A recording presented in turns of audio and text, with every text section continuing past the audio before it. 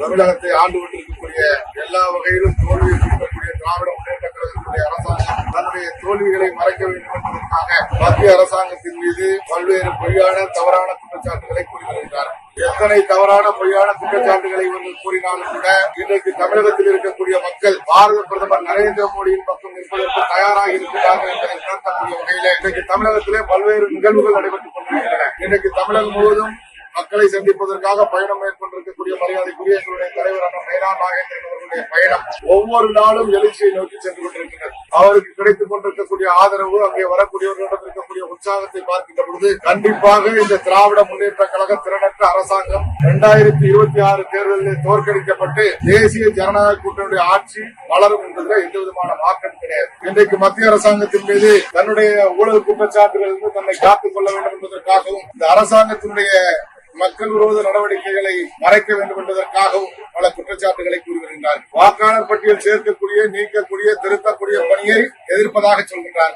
தற்பொழுது என்ன சொல்ற, இன்னைக்கு பார்த்தா காலவாசி தான் கேட்கிறோம், எதுக்கெல்லாம் மெட்ரோ ரயில் திட்டத்திற்கான வரைவு அறிக்கையை சரியாக கொடுக்காமல் என்னவெல்லாம் அதில் தேவை இருக்கின்றதோ அதையெல்லாம் சரியான முறையில அந்த தேவைகளை நிறைவேற்றி கொடுக்காமல் ஒரு தவறான அறிக்கையை கொடுத்து மெட்ரோ திட்டத்தை மத்திய அரசாங்கம் புறக்கணித்திருக்கிறது என்று கோயம்புத்தூரையும் மதுரையும் புறக்கணித்திருக்கிறது என்று குற்றம் சாட்டினார். அதே போல நெல்லுக்கான ஈரப்பதம் கடந்த முறை இந்த பகுதிகளிலே பாதிப்பு ஏற்பட்ட பொழுது நான் என் தலைமையில ஒரு குழு டெல்லிக்கு சென்று விவசாயத்துறை அமைச்சரை சந்தித்தோம், நிதியமைச்சரை சந்தித்தோம், பல அமைச்சர்களை சந்தித்ததற்கு பிறகு அந்த ஈரப்பதத்திற்கு 19.5% ஈரப்பதம் கொள்முதல் அரசாங்கம் அனுமதி கொடுக்கும். இந்த முறை 22% ஈரப்பதத்துடன் இருக்கக்கூடிய நெல்ல கொள்முதல் பண்ணுவதற்கு அரசாங்கம் கோரிக்கை விடுத்ததாகும். அதை மத்திய அரசாங்கம் நிராகரித்து விட்டது. விவசாயிகளை புறக்கணிக்கிறார்கள் என்று குற்றம் சாட்டுகிறார். விவசாயிகளுக்கு விரோதமான ஆட்சி நடத்தக்கூடிய இந்த திராவிட முன்னேற்ற கழகம் அந்த காலத்திலிருந்து விவசாயிகளுக்கு விரோதமான மீத்தேன் திட்டத்துக்கு கையெழுத்து போட்டவர் இந்த முதலமைச்சர். புரிந்துணர்வு ஒப்பந்தத்தில் இன்றைக்கு காவிரி பிரச்சனைக்கு காரணமாக இருக்கக்கூடிய கர்நாடகத்திலே பல்வேறு அணைகள் கட்டுவதற்கு அன்றைக்கு இருந்த முதலமைச்சர் கருணாநிதி அவர்கள் அதை கண்டுகொள்ளாமல் இருந்த காரணத்தினால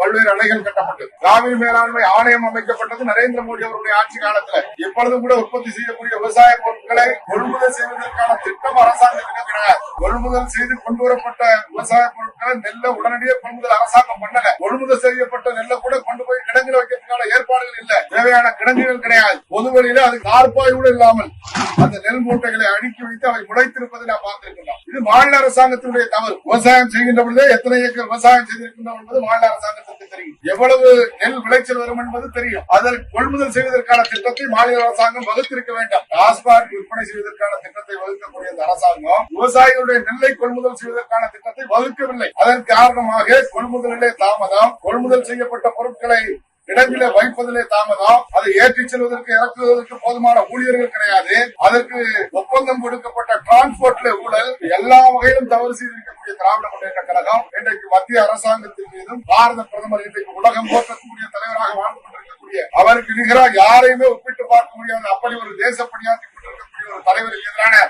ஒரு மனநிலையை உருவாக்குவதற்கு திராவிட முன்னேற்ற கழகம் முயற்சித்துக் கொண்டிருக்கிறது. நிச்சயமாக தமிழ்நாட்டு மக்கள் புத்திசாலிகள், அறிவாளிகள் இந்த திராவிட முன்னேற்ற கழகத்துடைய இந்த பொய்யான பரப்புரையை ஏற்க மாட்டார்கள். திராவிட முன்னேற்ற கழகத்தை தோற்கடிப்பார்கள் என்ற நம்பிக்கை இருக்கிறது.